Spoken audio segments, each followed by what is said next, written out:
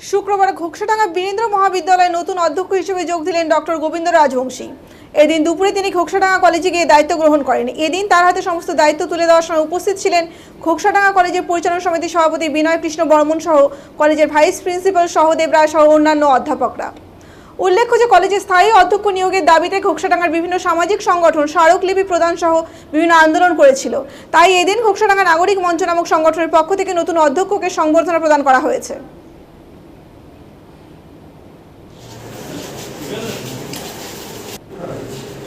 তোমাদের পরে তোমরা আসবে না।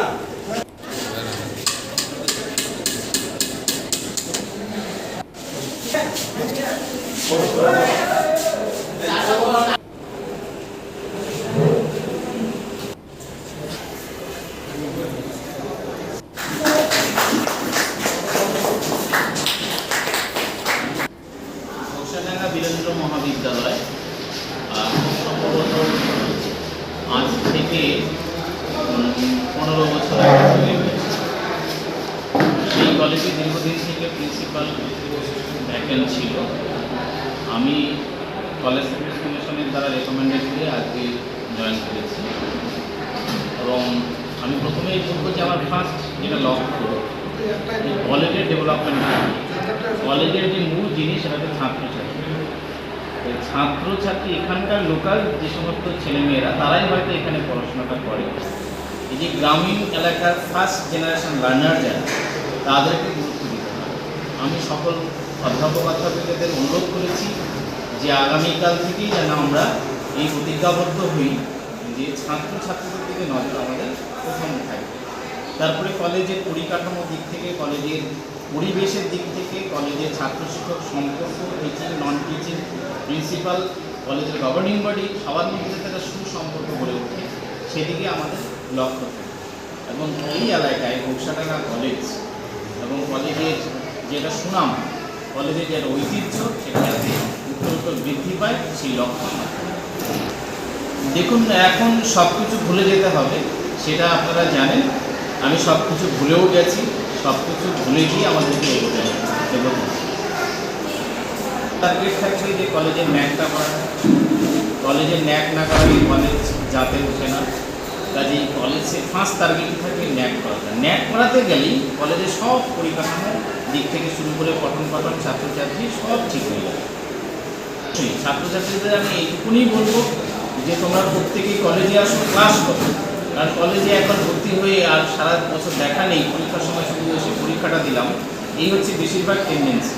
তাছাড়া আমাদের এই গ্রামীণ এলাকায় ফার্স্ট জেনারেশন লার্নারদের কিছু প্রবলেমও আছে। বিশেষ করে ইকোনমিক কন্ডিশন তাদের ভালো নয়, তারা হয়তো কলেজে ভর্তি হয়ে বিভিন্ন জায়গায় কাজকর্ম করতে চলে যায়। আমি তাদেরকেও বলব, যদি তোমাদের কোনো সমস্যা থাকে আমাকে ব্যক্তিগতভাবে বলতে পারো। আমি কিন্তু সমস্ত দিক থেকেই তাদেরকে সাহায্য করার জন্য এখানে জয়েন করেছি। বিদ্যালয়ে স্থায়ী একজন অধ্যক্ষ পেল, কি বলবেন? আমরা অনেক আগের থেকেই ঘোকসাডাঙ্গা কলেজে স্থায়ী অধ্যক্ষ নিয়োগ করার জন্য আমরা সরকারকে জানিয়েছিলাম। এর আগেও কলেজ সার্ভিস কমিশনের তরফ থেকে চেয়ারম্যান এখানে অধ্যক্ষ নিয়োগ করেছিলেন। আমরা তাকে জয়েন করার জন্য চিঠিও দিয়েছি। ওনার জন্য 6 মাস অপেক্ষা করেছি। 6 মাস অপেক্ষা করার পরে উনি বলছে আমি জয়েন করতে পারবো না।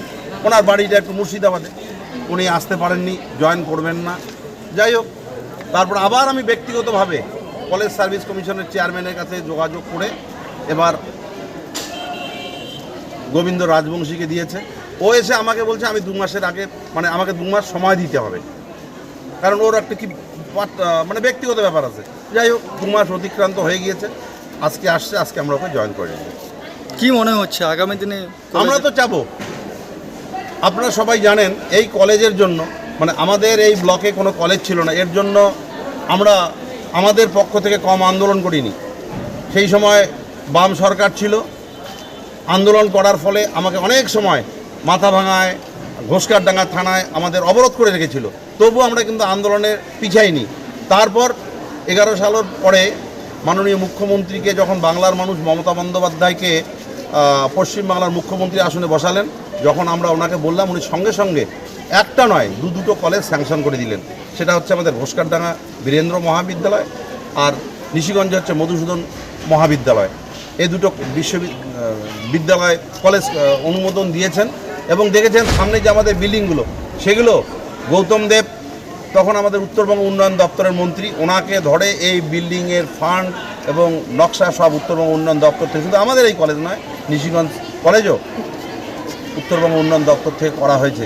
এবং আমাদের সরকার কম করেনি, আপনারা জানেন এই যে পিছনে একটা অডিটোরিয়াম হচ্ছে, সেটাও উত্তরবঙ্গ উন্নয়ন দপ্তরকে ধরে প্রায় 1 কোটি টাকা খরচ হবে টোটাল কমপ্লিট করতে, কাজ চলছে, সেটাও কিন্তু আমরা করে দিয়েছি।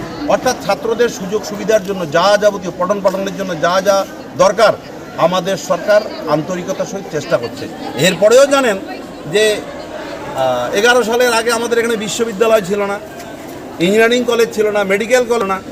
আমাদের মাননীয় মুখ্যমন্ত্রী উদ্যোগে সব কিছু করে দিয়েছেন, শুধু আমাদের জেলায় নয়, বাংলার যতগুলো জেলা আছে সব জেলায় এসব ব্যবস্থা করে দিয়েছেন, আরও অনেক উন্নয়ন করেছেন। যাই হোক, আজকে